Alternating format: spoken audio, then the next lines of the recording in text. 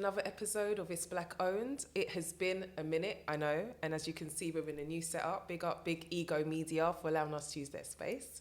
Today, I am joined by an incredible business owner. Honestly, when I heard the concept of AFROFILLIATE and CASHBLACK, I was like, no, this has been needed for a minute. So without further ado, welcome to Matthew Addai. Addai, am I saying it right? Yeah, that's correct. Thanks a lot, Andy. I'm not always good with the pronunciation, even my own surname. But anyway, we move. How are you doing? Yeah, I'm not too bad, thanks. Not too bad. Thank you so much for joining me. I know that it has been, how long has it been now? Have we been talking about this? Just over 2 years, I think, give or take. It has been. It's been a minute, yeah. No fault of my own, no, I'm joking, no. I can't even blame it on COVID, it has been a minute. But Yeah. I'm so glad that you could join, thanks a lot for having me today. And without further ado, I just want to know, I want you to tell me, as if I didn't know anything, about CASHBLACK and AFROFILLIATE. Okay, where do I start? All right, cool. Going back to, I suppose, when it all came together, 2020, I was on a bit of a sabbatical from my last role, where I was a trader for this hedge fund. And then 2019 was made redundant when they got sold to a cryptocurrency trading company.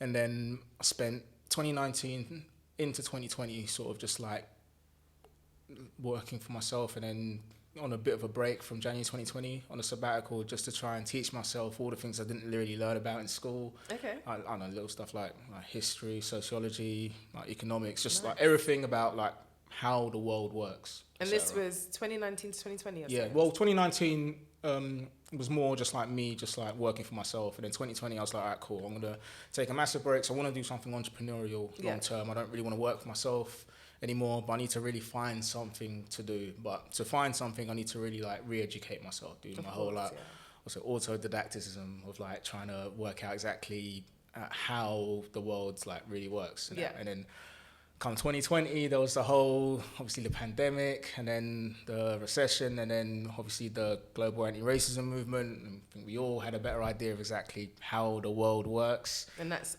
following on from the murder of George Floyd, Yeah, pretty much that whole period of like, Black Square Summer or whatever, that whole, that whole time where, Black lives began to matter, and that's, that whole period, I'd already been like researching like how things were and why they were how they were for like us as a people. And because I'd already been like really into that already, like there's already so much I'd already learned about with regards to just like, I don't know, say like global issues like macroeconomic issues, issues with regards to like Africa and just globalization and things going into slavery and then past that into colonization and everything. I learned so much, and then like bam, around like May time, everyone else was sort of catching up with what I'd already learned. Really happened to have learned. Okay. Yeah. So it's so I was seeing all of these statistics and that already, and then they were being re-echoed to me constantly. And also I was already going through like just like I suppose we all kind of were just going through a bit of like a weird time with just like how everything's being portrayed in the media, and just how it's sort of almost triggering for like anybody black either in this country, America or elsewhere, who's just ever gone through anything remotely similar. And it's just, it was just really like a time when everyone's sort of like in their feelings about it. Yeah, very reflective of the injustices. Yeah, super reflective. Because I mean, it's things that we'd known about for time. And then all of a sudden everyone else is like, oh, maybe they weren't like over-exaggerating. Yeah, because they can see it in 4K. You can literally see police killing a man. Yeah, of course. There's nothing like more just like clear cut than like being able to like witness what we witnessed throughout it. And not just that one murder, obviously. There was the others that happened that year, and then obviously being reminded of all the others which had happened previously. Yeah, Sandra Bland and Ahmaud Arbery that year, Breonna Taylor. And even home as well here, like the injustices we'd witnessed, so not just in America but here as well. So I'd already been going through all of that, and I've seen how there was like a massive uptake in people like really caring about that, and I wanted to do something work-wise, right? Not just for the sake of making money, because at the time I believed that, I don't really need to work money-wise. I hadn't worked for like, I don't know, a year, give or take. So I was thinking, I could just do something like sort of social enterprise movement. Yeah. Just so, it's something where I feel like I'm actually doing something real, not just in it for the sake of the grind and that. So Yeah, I was thinking to myself, well, me and my brothers at the time were thinking to ourselves, there's a massive correlation between the issues of us as a people and with the lack of support for black-owned businesses. Right. Do you know what I mean? So like everything you see, all the issues you see with like black people, like be it the social issues, economic issues, like the racial wealth gap, like crime and punishment, etc. I was looking at all of them, like we had like a sort of like a whiteboard out, like bullet points. It's just like, all right, is this issue be fixed by support of black-owned businesses? Yeah, I believe it can. Yeah. Can this issue? Yeah, of course it can. Like, for example, crime and punishment. Yeah, crime and punishment can be solved by helping black-owned businesses because like the more opportunities people have work-wise, the less likely they're going to be doing like just like nefarious business activities. Yeah. Do you know what I mean? If you have like an actual job, then you're less likely to like do road or whatever. So it's little things like that, or just with like just normal like microeconomic stuff. So like there's more money coming into the black community, then there's going to be less poverty in the black community. Just like really obvious things like that. Because I wasn't going to try and save everybody, but I thought just saving or helping businesses, then that makes a lot of sense. And before, how about, I don't know, a cashback website? A cashback website, you make a purchase and then you're like reimbursed, like you're giving back your reward as cashback from the affiliate commissions as like an incentive to shopping with them. So a cashback website. A cashback website for black-owned businesses. Why don't we call it, I don't know, CASHBLACK? I mean, that's great. That's great copy, and I've always said this to Matthew that like the copy means so much for a brand.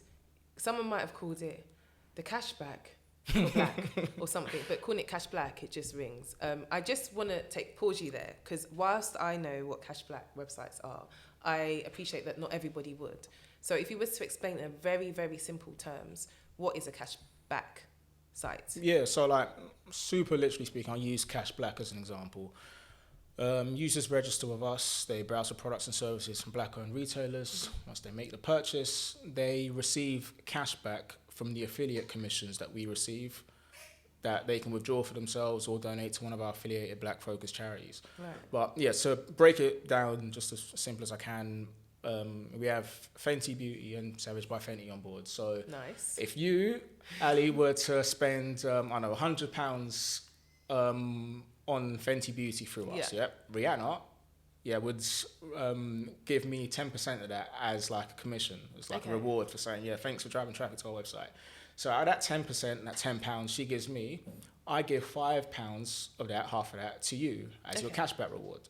Nice. That's literally as simple as it gets, I suppose. Okay, so let's just break it down further because whilst Rihanna is an amazing example, her products are sick. Let's talk about someone who, a lot of the retailers who would be a part of this site would be, let's say they are small black-owned businesses, right? How would you explain the process for that person? Is exactly the same? Oh thing? Yeah, literally exactly the same. I like just use the Rihanna one just because clout and that. I didn't actually have to speak to her directly or whatever. I don't even know if she knows she exists in that, but I mean, it's literally as simple as that. For like big or small black-owned businesses, it's just trying to incentivize traffic to their website. Okay, so being on your site, I'm guessing the benefits to the business is that number one, it's like advertising in a way. That's correct. Because when customers come onto your platform, they can then discover brands they probably have never heard of. That's correct. And two, the fee that they're paying you is almost like you're offering your customer a retention program. Yeah. Okay. Yeah, that's in essence what it is. Yeah. Okay. It's obviously decided by like the retailer. Yeah. It's great to give 30% or 50% cashback rewards, but it'll be bad for their margins. And then they don't want to give 1% because they want to be able to incentivize patronage with themselves. So I mean, it's if broken down correctly, it's very much a no-brainer for them if they want to be able to drive traffic towards black-owned businesses and just also support the black community. Because as far as I'm concerned, there isn't any other obvious example of like money going into the black-owned business and then going back from the black-owned business back to the black consumer, keeping money 100% within the economy, etc. So it's like when you look into the stats, I speak specifically for the UK, you might, like even with that actually, the stats on black spending and retention is it's almost like non-existent. Yeah, They might yeah, talk yeah. about BAME. Yeah. I don't know what that is. I'm black. You know what I mean? But like in terms of what you're talking about, so not just spending money. I know that, like, for example, black women spend a lot on beauty, like a hell of a lot. Yeah. But in terms of it coming back to us, we probably don't even have much idea of what that is. No, it's a real shame. Obviously, there's been like I suppose pseudoscience studies about how long a black pound or black dollar stays within the community. There's literally no way of finding it out. That doesn't exist. But this kind of helps in a way. Yeah, of course it will help. Yeah. Even then, it'll be really difficult to actually even like time it just for an anecdotal sake. I mean, I've seen the stats, as it were, about it. There's literally no way of actually proving it. But at least with this, we can see that, okay, cool. So money's going from the black consumer to the black-owned business, and then back from the black-owned business to the black consumer. Because I mean, there's literal like currency in our like culture. Like 300 billion is our spending power in this country alone. The black-owned businesses, they contribute over 25 billion pounds a year to the British economy, and there's so much more that and that's just in this country.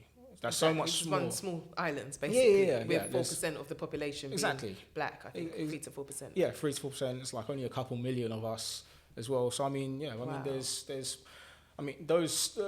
stats were eye-opening at first, and now it's just like something just almost like roll off the tongue, because they're just so much in our lexicon, just of how important the need to support black-owned businesses it is, how important it is to like buy black or etc. So I mean, it's the retailers, they get it, and you can see that from the massive uptake in the different conferences, the different events, trade shows targeted specifically at black-owned businesses. And it's great that we're all very much on board with it right now, because it's always been that old adage about like black people not really being for each other, not really supporting each other. Yeah, that one. Yeah, nah, for real. I mean, like we're always comparing ourselves to like other communities who are just better at supporting each other and that. So I mean, it's great that, I mean, it's a shame how we needed to like suppose come to this almost like revolution, as it were. But I mean, it's good that we can now sort of like see that support is real, it's growing, and then hopefully that old chestnut will die with the previous generation, and hopefully generations beyond us will be like... I think it will. Yeah, I'm betting on it, aren't I? Very much well, betting you are, to be fair. Okay, cool. So let's say I'm Sade, that's my middle name, I'm Sade. I've decided I want to go and buy from, let me think, OTC Beverages, one of the businesses on our platform. It's listed on CASHBLACK. I register, I sign up, I spend money, and I get money in my little wallet. That's it? Okay. Pretty much, cool. yeah. Now, let's say I am a business owner. Because I've got to put it into context. That's cool, yeah. Let's say I am Bobby Kasanga, Hackney Wick FC. He's selling some shirts, and he wants to be on the platform. What's the process for that? And I'm guessing that's when AFROFILLIATE would come in. Yes, yeah. Cool. So just to give a bit of a background, actually, to AFROFILLIATE. When we created CASHBLACK, we realised that, okay, cool, we've actually got the marketplace or the platform up, but in order to track all of the commissions and conversions between all like the businesses and customers, we realised, okay, we need a tracking platform as well, which is effectively a whole new company. At the same time, back end. Yeah, massive amount of work to do. But I mean, we know what we signed up for. So in order to track all of that, we created our affiliate platform, AFROFILLIATE, which is basically an affiliate network that will Another connect. good play on words. I'm like, are you a copywriter? Do you want to take my job? Honestly, it's just bars in it. I don't know. So AFROFILLIATE, just for those that don't know, AFROFILLIATE is like a play on the word for affiliate program, which is what AFROFILLIATE is, right? Yeah, affiliate network. Affiliate network. Yeah. So basically connecting all of the black-owned businesses on CASHBLACK with different bloggers, vloggers, influencers, micro-influencers, content creators, media houses, directories like it's black owned, so that and literally just anybody with an affiliate link, so that anybody with that link can generate their own active or passive income by promoting black owned businesses. Like literal example, my mum's an affiliate on AFROFILLIATE with a particular skincare company. Nice. I'm just thinking of mum's WhatsApp group now. That's exactly it. She throws the affiliate link. Yeah, no, for real. She throws the affiliate link in the WhatsApp group with my aunties. My aunties make purchases of it, and then obviously the retailer gets the sales, and then my mum gets the affiliate commission from driving the traffic for them. So yeah, literally on the small scales like that to large scales with like media houses with whom we work, influencers with whom we'll be working, and obviously like different content creators, publishers, and directories. So yeah, to connect all of what you see on CashBlack with like the example you're giving. Yeah, we needed an affiliate network to connect them, not just with CashBlack, but with literally anybody who wants to be able to generate their own income by supporting Black-owned businesses. Okay, cool. So yeah, so that way, even if they're not shopping a brand, if they, like you said, I'm just trying to imagine a vlogger, for example. Yeah. If they mention this brand and they have this specific link, they will get cashback. Yeah, no, not even cashback. That's their commission. Commission, sorry. Yeah, literally their commission. They don't have to. Well, with CashBlack, we get that commission, but then we share it with the consumer. With the blogger, then that's their money. That's they get a commission on the sales that they've made. Correct. Through the link post sick. That's correct. It makes you wonder why this wasn't existing before, because we talk about the UK, we talk about, you know, the numbers that you mentioned. I'm not good at maths, but I remember it's 3 to 4% of the population is black, right? Yeah. Then you look at America. I mean, it's probably like however many times more, right, in terms of the numbers. Are you telling me that hasn't been tried and it hasn't existed? I mean, not in the respect that we. Not to the point where it's like obvious that, okay, cool, we're a black-owned business, let's sign up. Yeah, so I mean, there's with a 2 million population here, there's over 2 million black-owned businesses like in America. So I mean, like, of those, like the online ones, there isn't really an affiliate. Well, there are some which exist in a smaller capacity, but just because it's never really been that big of a deal, and also there's a lack of education about it as well, because like it's a fairly new concept for a lot of businesses, to a lot of people. Yeah, I mean, especially small. Yeah, for real. Only 20% of people shop with cashback websites as it is, despite the current cost of living crisis, meaning everyone could probably benefit from it. I'm surprised, because Martin Lewis, he's always banging on about cashback. You know Martin Lewis? Yeah, of course. Yeah, I know you know him, but I mean, does everyone else? Yeah, it's true. Do you know what I mean? So I mean, in America, like very much the global capital of capitalism, where like the black population far outweighs ours. It's it doesn't. I mean, if they are familiar with them, then they're more likely to be drawn to the larger, more established affiliate networks, just because they're the ones who already exist, and there's a lot of effort and work going into everything we've done. So I completely understand why. Yeah, I mean the barriers to entry are they're a bit difficult. So yeah, I completely understand why not many alternatives exist like that. Okay, the work. Right, let's talk about the work. You know, if anyone obviously tuned into any episodes before, I will always want to know about not just the highlight. And as we're speaking, the site's not yet launched. No, I'm not even saying it in a way of but it's not yet launched. And I think it's actually really good to have these interviews as well when the product's not live yet, so we can really get into the nitty-gritty of how challenging it actually is. So you started this in August the 2nd, 2020. That's when the business was registered. Okay. Yeah. Right. So you started it with your two brothers. Yeah. Right. So you got a CEO, but yourself, correct. COO. I'm the oldest, so yeah, it has to be It had to be that way. Obviously. Yeah. COO. Yeah, that's my younger brother Jonathan. And then CTO. That's my youngest brother Nicholas. He's looking after the tech side. Yeah, he's second year at university in Leeds right now. He's I suppose part-time on a project because mum won't let me drag him out of uni to work on my little cashback website just yet. So I mean, we're doing maybe 50% of it in-house, 50% with whichever development team is in our employ at the time. So yeah, there's a lot of work, but I mean, we know what we signed up for, so it's just a part of it. But just to get into the work of it, because you didn't come from a tech background at all, right? Remind me of what your background was again? My background, I suppose it was finance by way of business studies. I always wanted to work for myself. Always wanted to do the whole entrepreneurial thing. Yeah. Do you know what I mean? I grew up in the MTV-based generation. I looked up to Diddy and Jay-Z, and I even had South After Shave, I had Unforgiven and that. And I had all the Sean John formal wear, almost the belt and all of that. So do you know what I mean? I came from a position where it's just I really wanted to be like them when I grew up, and that. So to a point where I actually was, I was a nightclub promoter for a bit, just following his exact career path. So I thought, that's a good look. But then anyone who's done any promoting knows how much of an absolute nightmare of a job that is as well. So, and it's like, in my opinion, a limited lifespan for someone like me for it. So around 18, I realized that actually, you know what, I kind of just want to be rich without having to do the whole graft. Not even necessarily the graft, just the whole, the celebrity part of it. So like, as in like the whole like sort of clouty part of it. So I thought, again, with being raised in the MTV generation, and I watched one MTV or VH1 documentary called Billionaire Wall Street Ballers. Okay. Like, it was like a long time ago. I'm sure if you YouTube it, it's still there. So I thought, okay, cool. I want to be a trader.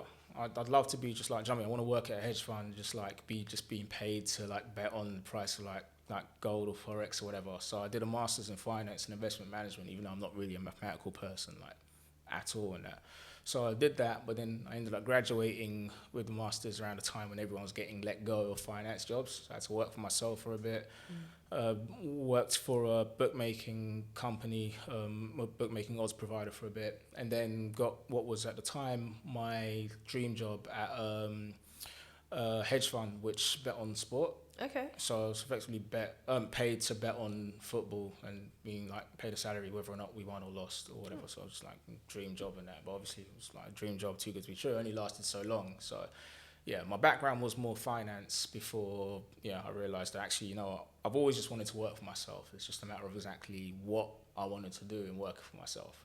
And it turns out I chose one of the harder routes into entrepreneurship with and effectively two businesses into one huge project. With two family members, two brothers. Yep. Right, so again, with that, I'm going to talk about the real of it, right? So, did you say Jonathan and Nicholas? Yeah. That's actually my two cousins' names. No way. Cousins, Jonathan and Nicholas. Brilliant, I can remember that then. So, how much did you guys do business-wise together before starting? Oh, nothing. As in work-wise, nothing. Just because there wasn't any much of a need to. It wasn't like we've always been like cool. We've always been close. And like, you know what I mean, Is it just the three of you in your family? Yeah. I love playing the whole like big brother role and that. Yeah, like I love the whole. Just like, look at me, isn't your brother so cool sort of thing. So I'll make sure that, like, I went for a long period. When I was at Stratagem, like the hedge fund I was at, just printing money, just made sure that, all right, cool, whatever I get, then I'm going to just make him look like I am the coolest big brother in the world. So I know one of these days I'm going to be asking them to be co-founders for something which is too big for them to handle, and I need them to jump on board. So I love that. We do, like, loads of cool stuff, like when, like different holidays together, like went Gamescom, where I got like the sort of VIP access to a video game convention out in Cologne. Went to El Clasico. Nice. Like me and my brothers went to Barcelona to watch El Clasico 2016, Barcelona against Real Madrid and that. And sick. Is that football? Yeah. You know when you said El Clasico, I'm like, is that sorry. No. I should know this stuff. 2016 Barcelona Real Madrid, when it was actually like peak of like both teams and that. So just like little things like concerts. We went to see like Kendrick Lamar, surprised them with VIP tickets, so they got to meet them. They're all starstruck and that. Actually, the youngest one, Nick, was pretty cool. John was like, he's super starstruck. He's only 4 years younger than me, and it's super gassed to meet him. You can see in the photo, he sat next to him all smiling and that. And then I'm at the end, so I'm looking all normal and everything. I am so jealous. That's Kendrick's first show in London back in whenever that was, in Camden. I'm just so jealous. No, it was. I love that for you. No. For real, it was literally just because like they're the people I'm closest to. So I just forever looking after them. Yeah. Do you know what I mean? Not in a like I have to sort of thing. Not even out of sense of duty. And almost in my own like main character syndrome level of arrogance I've got, where it's just like, your brother's cooler than everyone else. So just never forget that sort of thing. But I mean, ultimately, it's just it always keeps us close together, and now we're doing something where it's like, you guys remember all that cool stuff I did 2 years ago? Now I'm it's a cash in a few favors. Yeah, very much so. They're very much stuck with me for the long haul. But I mean, they're a massive help. None of this would be possible without them. I couldn't do this by myself. I mean, I'm not even by myself without them, because I mean, we're blessed to have so many different people who are just like rooting for us. Like, I mean, yourselves obviously, and then different accelerator programs you've been involved with, like Black Valley, mentoring Black business. There's 1,000 Black Voices, Future Scope, Barclays Eagle Labs, Winter, Unlimited. done Literally, fair. yeah, I'm literally just plugging everyone who's actually been A on part of our the side. journey. Yeah, because I love that. I mean, I'm lucky to have them, but then we're also lucky to have like everyone else making sure that this isn't as difficult as it is. As it needs to It's be. still difficult. I can't lie. So, well, yeah, with the difficulties, when I stick on this for a little while, like, you've come from a whole different background. You've stepped into tech, of course, with your two brothers. Brilliant. I'm glad that you guys get along really well, because I know that working together with anybody, even if it's a close mate, can be challenging, let alone family. So that's brilliant. But in terms of stepping into the tech world, what have been some of the challenges that you've experienced? Boy, just building the project. I mean, it's not by design that 3 years into it, we are still not live as such. I sometimes joke, even people asking, "Oh, why aren't you live yet?" I just lie to them saying, "Oh, well, you know, like most companies fail in their first year, so we're going to launch in year 3." So I mean, just building it from scratch. The first iteration, for example, we had ourselves, like, where it was just, I told Nick, all right, cool, just make the website. And like half an hour later, we actually made it. I was like, oh, wow, we're on our way. And then That's we realized, like the MVP. But then we realized, actually, no, there's a bit more to it than just putting a website together, all that tracking nonsense I mentioned. And then earlier. the back end, the old. A load of stuff we needed to do. So before, all right, cool, we'll find a development company to help build it for us. So we typed in CASHBLACK website into Google, found one company who'll do it for us. We paid them X amount. They sort of made it, but then went a bit quiet just because like we were asking them for extras, you know, like, all right, cool, pay more. We're like, all right, cool, we'll pay more. And they were like, okay, cool, pay more. And then like, right. They kept asking for more. Yeah, no, okay. And when we said, how much, and like, how much and exactly what for, and then it just got a bit funny with us, so we thought, all right, cool, we'll just go on to development team number 3, then hopefully someone else can actually finish the job. The development team number 3 was a lead developer who was a friend of a friend, gave them X amount to build the project for us. They came back to us and said, yeah, you know that project you paid for us to build, we didn't build it. And yeah. Oh gosh, and again, a friend of a friend, so that's a relationship. Yeah, I know. I thought that's like an occupational hazard, you know, just paying for a project to get built and then not being built. It's just something that happens in tech. So I just thought, all right, cool, charge it to the game. We'll find a new guy to do it.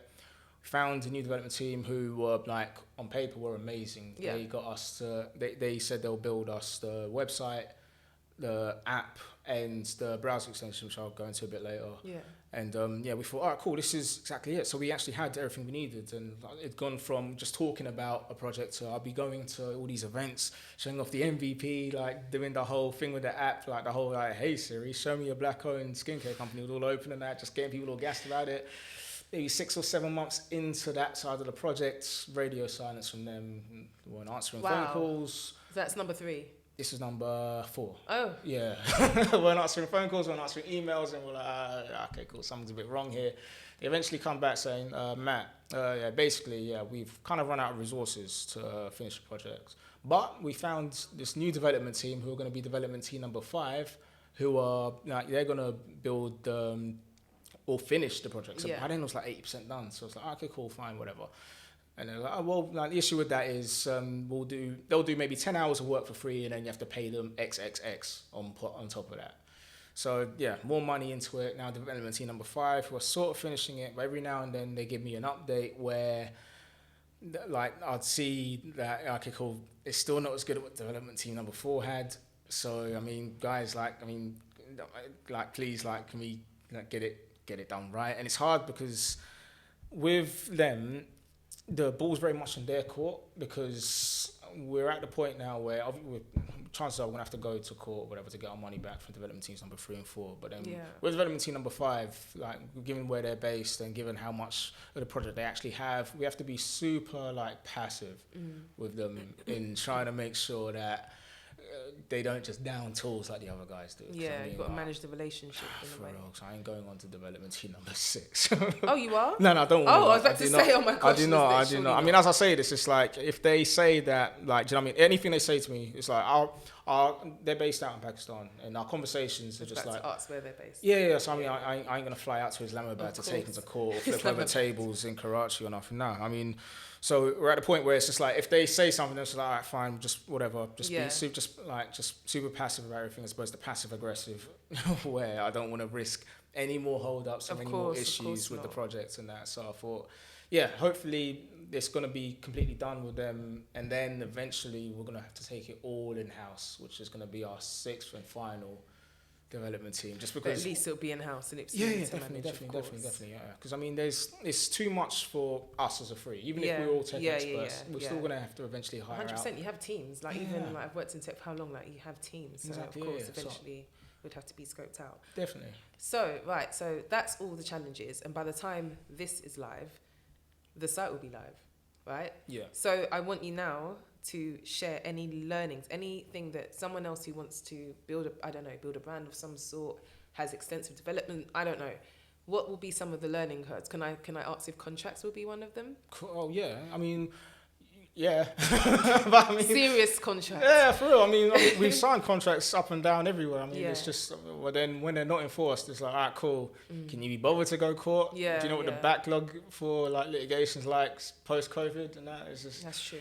I mean, sometimes you're just thinking, oh, just take the L and move on. But then at the same time, it's like, oh, that's a lot of money. Yeah. So, yeah, I mean, all well and good having contracts, but then when they're not enforced, then you're going to have to do all of the legwork to enforce them. Yeah, to get your money back and that. So, any other learning things? Oh, loads. If you could name like 3, let's say that was one. I could do a whole episode on things I've learned, honestly. If you just want to keep it purely on the professional side of it, as opposed to like the actual mental anguish we've gone through in getting from August 2020 to here, then main ones. Nothing is actually promised in that respect to contracts, because I mean, you can sign a contract and it's like everything can be ironclad in the contracts, but then if they don't do it, then that's, do you know what I mean? Like we found, we're gonna have to like chase everything up again, which is if I'd be just gone into that knowing that nothing's actually promised, and we'll know to like limit our expectations and then always have contingencies for when plan A doesn't work. Then we need to make sure to mitigate that by like moving on to what plan B was supposed to be. Beyond that, no one owes you anything. As callous as that sounds, and it's like a lot of people hate that because they like, not because they believe they're owed something, but they believe that absolute bare minimum, like common decency, is something to which they should be entitled or whatever. I mean, if you don't get that, then do you know what I mean? Again, like, where are you? We've had like relationships like broken, like personal and professional, along this, and like journey, right. And like been messed about constantly, had been screwed out of money over this as well. And it's just like, well, I mean, just because you're a good person to everybody, like I generally try to be. I mean, it's a social impact company first and foremost. Doesn't mean everybody else is going to be a good person to you. That's you need true. to just bear that in mind, because I came into this like proper rose tinted glasses, like don't just we all bit naive, massively naive, super green, super green about it. Just thinking that I'm gonna come into this with the absolute best of intentions, so everyone else is gonna do the same, be best of intentions. Nah, it doesn't work like that. That's not how it works. Neither in business nor in life. Which is, it's a testament to like my upbringing, that I've never really been in real like trouble or strife up until now, because I've had a very charmed life, and just thinking, okay, cool, everything's been cool thus far. This CASHBLACK thing is going to be a breeze. This AFROFILLIATE thing is going to be an absolute walk in the park. Nah, no. It's been difficult. But I mean, it's like, had I known those two things coming into that, then then I would have been better off. And then thirdly from that, if we're going to go with those two being no one owes you anything and nothing's actually promised, then thirdly, it's all very much down to you, the individual, to make it work, because no one else really cares like that. I mean... So no one owes you nothing? Nobody really cares? I mean, and nothing's actually promised. Nothing's actually promised, yeah. That's just being real. It sounds like The 4 Agreements. Have you heard of that book, The 4 Agreements? No. It's got like 4 different rules to kind of live your life by. So I'll let you finish and I'll try and remember what they were. Yeah, please do. Yeah, I mean, it's horrible because I say it and it sounds like really like almost morbid when I bring it up like that, because it isn't as... It might be a necessary massively kind of way of thinking. No, for real, nothing ain't sweet out here, man. And this is why I'm glad I'm talking to you now, because I bet you if I was to have this chat with you maybe a year down the line, God willing, I think you will be looking back in it way happier. And I'm happy now, because I mean, It's not all bad. Of It's course. just it's very much a reality check every day. It's like every day there's a new fire to put out, and I have to Yeah. remind myself that, well, I mean, you walked into this thinking that, do you know what I mean, everything was gonna be just like cushy. Nah, it ain't. It is not. It's not, and it's down to you, the individual, man, to make sure it pans out. Because I mean, when I say nobody cares, I don't mean that in a like in a, Yeah, I know. do you know what I mean, in a like any way to disparage other people, but I mean, like if like, I don't know, CASHBLACK goes down today, I'm not gonna bring you up crying about it when you have issues with CASHBLACK owned, because you have your own stuff to deal with. Take away business, then you have your own personal stuff to deal with. Like, do you know what I mean? So it's, you have your own life, like, and it's like a different business partner might have theirs, a retailer might have theirs, a customer might have theirs, and I'm just going through it on mine, and I have to remember that, well, even with my co-founders, they have their own stuff to deal with. I'm supposed to be the one, but in fact I am literally, as a CEO, as the older brother, I'm the one that's responsible for everything actually panning out. That's so true. Do you feel me? So I need to always keep in mind that I need to, do you know what I mean? It's all down to me to make sure everything actually does pan out. Not even in some sort of like megalomaniac, sort of just control freak with a God complex sort of thing. Just like literally speaking, I mean, if you're not sending these emails, do you know what I mean? If you're not making these phone calls, if you're not chasing up all of these like different retailers or these like media houses, these suppliers, to make sure everything gets done, then it's probably not going to get done, because that's everybody. Yeah, that's entrepreneurship. I mean, if you've come from a position like 9 to 5 where you know that, all right, cool, I can clock in, clock out, I get paid at the end of the month. Isn't it? It's Such a it's honestly, if there was a degree that you could take on not even studying how to be an entrepreneur, but as in, I guess you can only learn it by doing. It's so different to not have a structure set up for you, to not have anyone on your back, kind of thing. You have to be accountable to yourself. It's a whole different level, isn't it? Yeah, nah. I mean, it really is. It's, you don't learn about that. You can't. Well, I mean, there's. I've seen degrees on entrepreneurship. Nah, there's loads of workshops, I'm not buying it. and there's loads of masterclasses on it. Yeah. And I've been to, apart from the degree part, do you know what I mean, through the accelerator programs, which have been a super help to us. But I've done all of those workshops, done all the webinars, the seminars, the masterclasses and that. And then actually doing it in real life is like, It's different. I think there's no experience best taught than walking through the valley and the shadow of death. Look, you're getting me morbid. I'm not usually like this. But no, it's, I didn't mean to bring the tone down. Don't be silly. No, don't be silly. No, I'm it's only just, joking. do you know what I mean? It very much is what it is with it, because it is hard. Anyone will say it's hard, but I just thought that it's just harder for me because I come from a position where like, everything was fine. Like before CASHBLACK, I went into CASHBLACK thinking, I don't even care if I make money. At least, like, I've got enough money to be comfortable. Yeah, to be comfortable. I've got maybe like a 4-year runway. I don't need to work another day in my life for the next 4 years. And we're like pretty much 4 years into it now. Okay, so you're feeling the pinch. I really need to start making money again. But then, so I, do you know what I mean? I went into it thinking everything's going to be all right. And it hasn't been all right. And so it's just about me learning how to deal with that, which is another really important one. If I could have like an appendage onto the stuff I said earlier, then learning how to deal with stuff when stuff doesn't go right is so important. Like we're all, like, do you know what I mean? It's good that mental health is in like the daily lexicon for all of us now, that people actually care about like how you are, particularly with mental health, particularly with black men's mental health. It's like super important that it's okay to not be okay. Yeah. I've always argued that it's not okay to not be okay. That's why one seeks help for it and that. So I mean, do you know what I mean? So, but it's that learning how to deal with stuff, like having some sort of support network to actually help you through it, making sure that your mind is at the level where you are like mentally prepared to take on all the challenges you're going to face.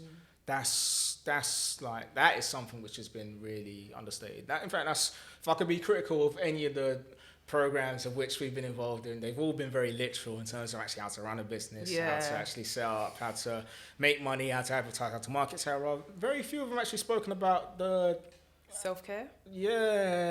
So I feel a bit bad when I think about it, but I don't think anyone, it's not a bad thing to, on reflection, to think, okay, maybe that was missing from some of the programs. All of them now that I think maybe about they knew that. Well, we'd all be fine. No, not even that. That you won't be fine.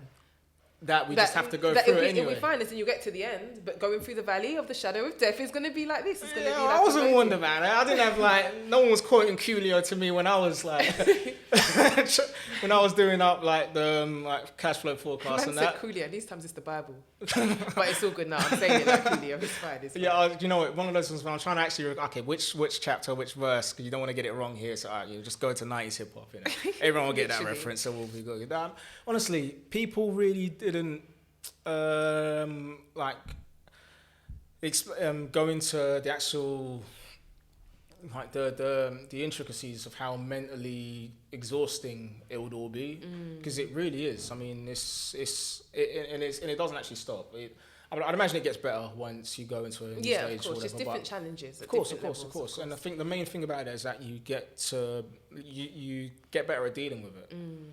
That's good. Do you know what I mean? I think that's the only issue. That's the only difference. I mean, things have got harder, and they haven't got easier. They'll get to a point where they will become easier. Yeah. But what like an entrepreneur would really need to do is just become better at dealing with stuff. Do you know what I mean? That's been one of my biggest challenges, because I've just come from a period where everything's been all right, and so the second that they're not all right, then I'm very much like an woe is me sort of thing.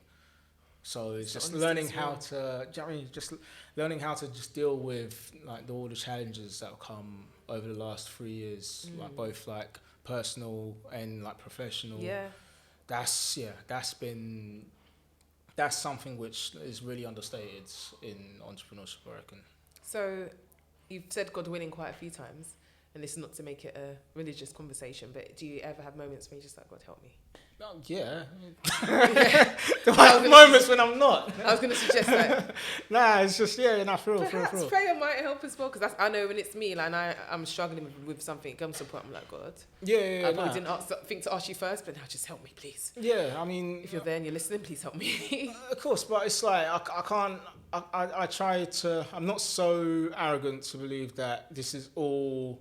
like me being tested to, do you know what I mean? As in, like, this is all about me or whatever. No, it's just like everyone goes through stuff. Of course. Mine, there's, I mean, we're lucky. We're in the top like 10% or whatever it is in the world, where another 90% would absolutely kill to swap places with us. And I know that with my worst day, someone would kill for right now. That's true. That's a good way of looking at it. Exactly. So I mean, but having said that, every man does think that his burden is the heaviest. Yeah, and who does feel it is the one who actually does know it. So, like, do you know what I mean? I could stub my toe on the way out of here and be like, oh God, why me again? And that's just me feeling how it is. But there's people going through like genuine tragedies, like on a day-to-day basis and that. So I have to always keep in perspective that this is all. It's very much about how I deal with it, how I choose to deal with it, because bad things are going to happen. That's true. Do you know what I mean? That's true. Do you know what I mean? As much as it's sunny right now, it's like the most sunny I've seen. Like the summer in this country for time. I mean, do you know what I mean? Rain will happen. Yeah, and then that's true. I mean, you have to just be grateful for the days where you have the sun, and for when you do have the rain as well, because that's such is life, isn't it? So you just have to get through it. Cool. Right, that's the hardship out of the way, and it will be out the way by the time this comes out. You were talking about a the plug-in. Oh, the browser extension. Browser extension. Yeah.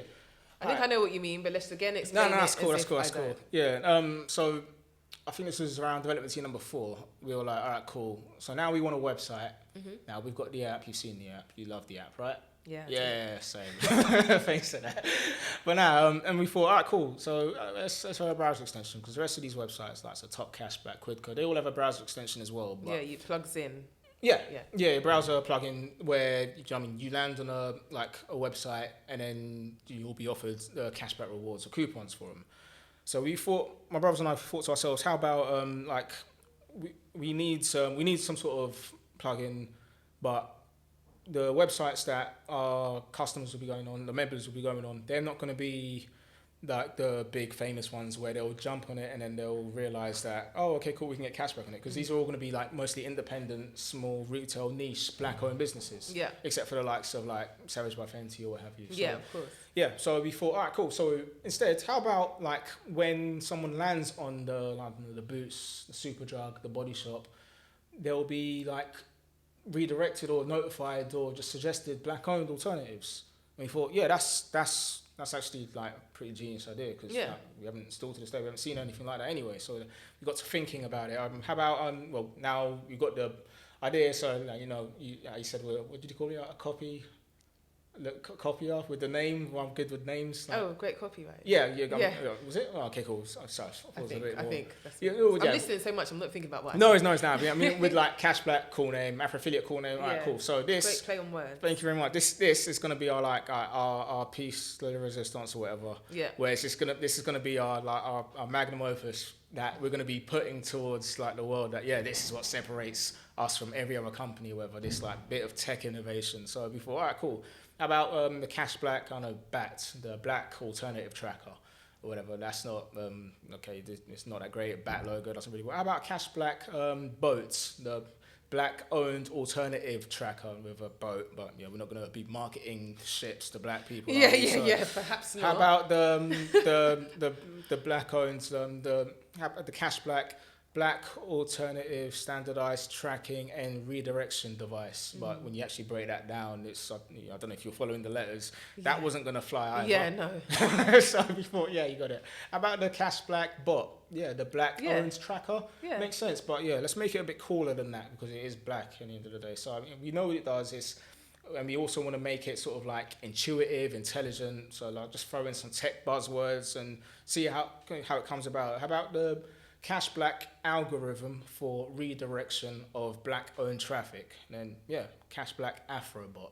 Nice. And it's just more than it just sounding cool. It's like literally, I mean, we've finished the MVP of it, and I love it. It's basically, just to break it down for you again, let's say you're shopping for skincare. You go to the likes of Boots or Superdrug or the Body Shop. Land on any of those websites with the CASHBLACK AfroBot installed, and it'll be able to notify you of black-owned alternative skincare retailers that exist, be able to redirect you to those stores for you to earn cash back. And that's on your completely purchases. legal. It is, yeah, 100%. Yes, it is, because it's the browser is for you to discover stuff. So exactly, it's for you to install. It's not like I'm going inside a restaurant and telling everyone, hey everyone, guys, come eat over here. This is better.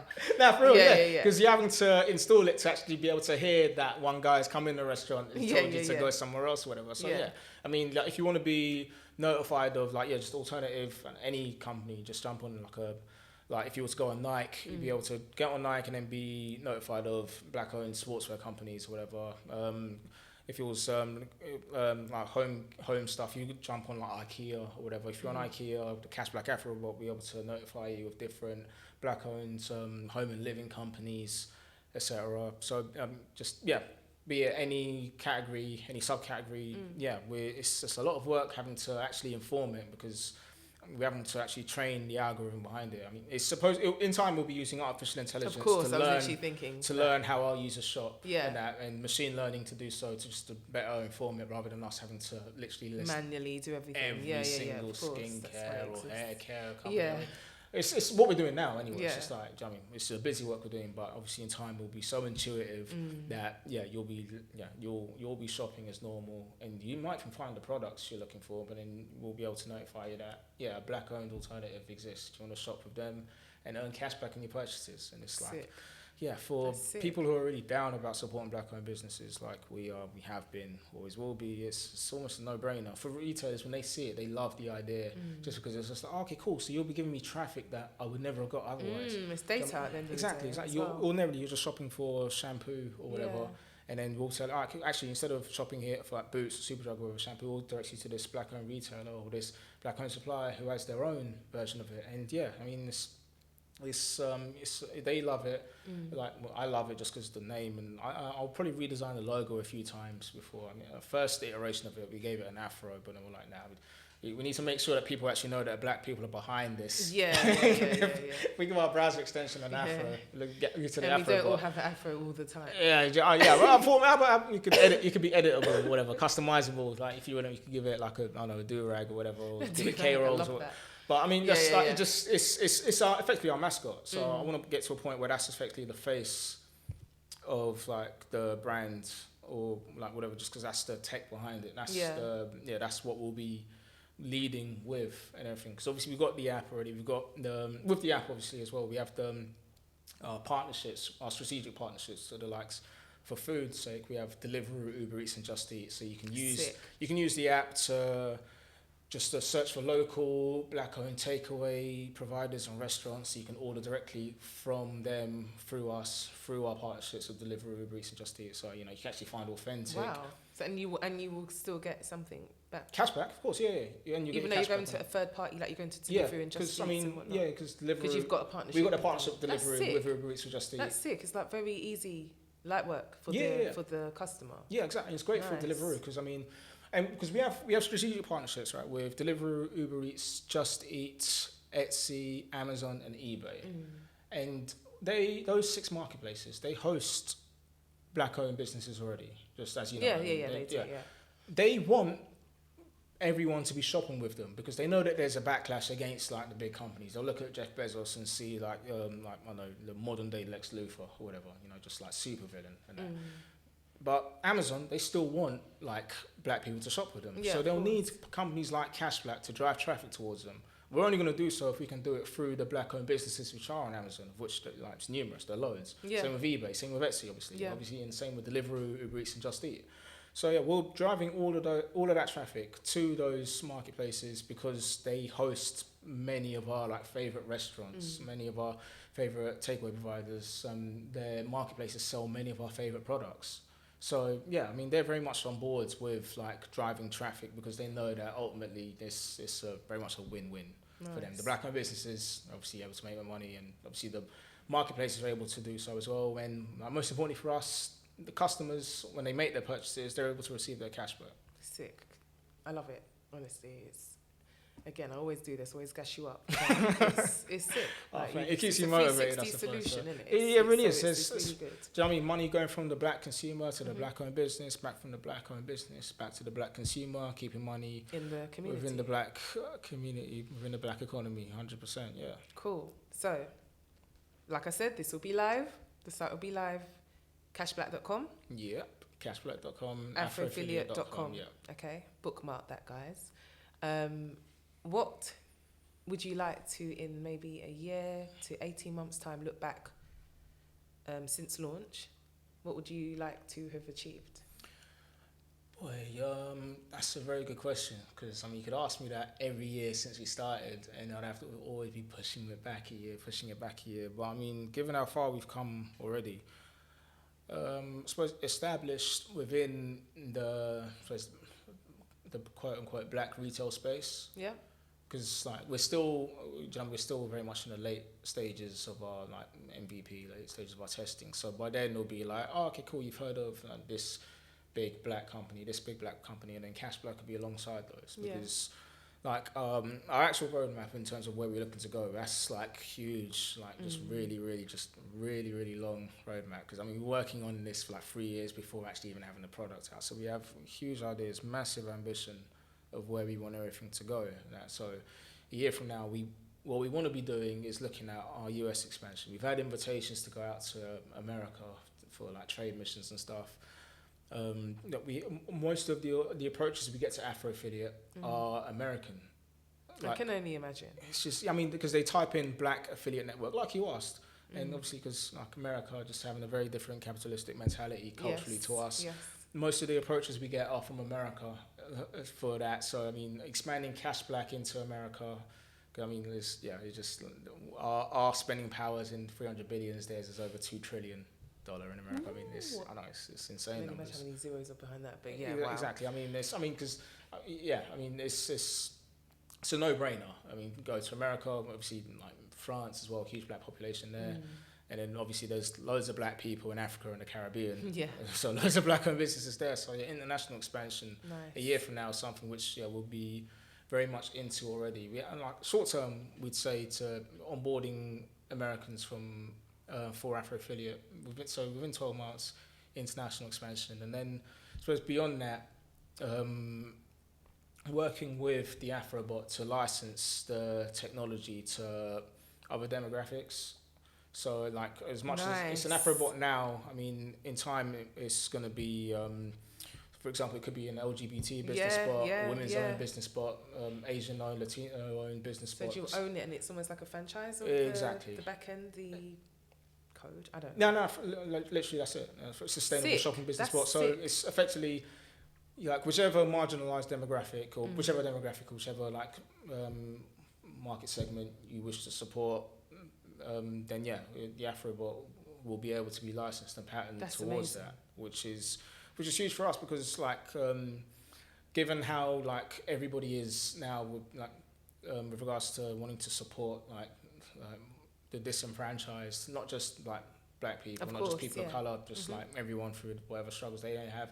There are always going to be people who are going to be like discriminatory against like their businesses as much as they are like their people. I mean, I mean, I'm sure we both know black people who won't shop with black-owned businesses just because of like, I mean, they might have their isms and schisms. Exactly, and as much as you can imagine that, then there's loads of people who won't shop with a business for whatever reason. Yeah, of course. Do you know what I mean? So yeah, in order to support those businesses, that's be able to drive traffic towards them and give the consumer the power and control to really be able to like decide like with whom they spend their money. And so that's a bit down the line because obviously the AfroBot right now we're still busy trying to get all the black alternatives to Boots and Superdrug and that, but naturally it's all good, man. It's all happening. I think the plan sounds sick. Much appreciated. And especially that last part that you just mentioned, I didn't even think of that, but that makes sense, and I think that's what takes someone who's an entrepreneur into a different level of success. When you have something that you can license and sell on to other communities, and much appreciated. Yeah, I mean that's as far as I'm concerned. Right now, as I talk to you, these are just ideas. So I've always seen entrepreneurship is like two sides. Half of it's idea, half of it's execution. I'm sick at ideas person. If I was to sit here long enough, like, I'd come up with like just loads of ideas which are infinitely more just like simple and probably more profitable than CASHBLACK and AFROFILLIATE combined. Like, even before I started, I had like my notes app on my phone. I had like a whole list of different businesses, which because I wanted to do something entrepreneurial and I had loads to just go through. And some of them have actually been done since. I've seen some of them on Dragon's Den and stuff. So it's just like, all right, that really could have worked. Right. And here I am with this cashback website and that. But I mean, this feels like it's got a sense of purpose behind it. Oh no, for real, it really does. It really does. So I joke about how difficult and how like hard it is and that, but I mean, it's something real behind it. It's more than just I suppose like whatever financial rewards can be gained from it, whatever clout can be gained from it. It's just it's me carrying that same energy I had back in the summer of 2020 throughout the rest of my career, as far as I'm concerned. Do you know what? A song came into my mind, which is why I was smiling. We gon' be all right. Man, honestly. We gon' be all right. Trust me. There we go. Radicalised the hell out of me. I can't lie. We gon' be all right, man. You're gonna be all right. It's gonna be just fine. Thank you so much again. Much like I said, it's afroaffiliate.com, cashblack.com. Make sure you sign up, register. Like, don't just go on it and then disappear. Register. Download what you need to download so it's just there when you're browsing the net, and then you just get your cash back. I honestly think you should go on Martin Lewis if ITV wasn't so. I don't know. I feel like you could be on that show. Why not? You got their own fires to put out right now, so yeah, I'll be more than happy to. They want to. Yeah, at some point, I think that would be good. Black History Month, you might do a special. But yeah, like I said, it has been a minute since I have had the pleasure of speaking to a black-owned founder. Like I said, this one I just knew I had to have. It was literally a year or a bit ago. He said 2. I don't think it's 2. I think it's a year or a bit ago. If you don't remember, itsblackowned.com is a website which features tried and tested black-owned businesses. Go and have a look at that, save it, bookmark it, and you'll also be able to get cash back on some of the brands that you see on there because of CashBlack. Thanks to you. So thanks for joining us. Like, comment, subscribe, and I'll see you next time.